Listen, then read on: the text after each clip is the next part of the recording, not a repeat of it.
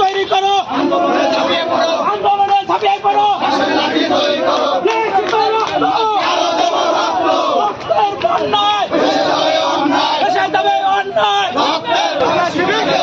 জামাত শিবির গেলি কই, একটা বিঘা জামাত ধরো, জামাতের চামড়া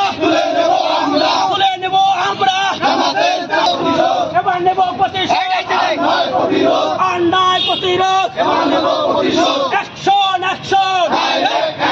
খালেদা জিয়ার অ্যাকশন, তারেক জিয়ার অ্যাকশন,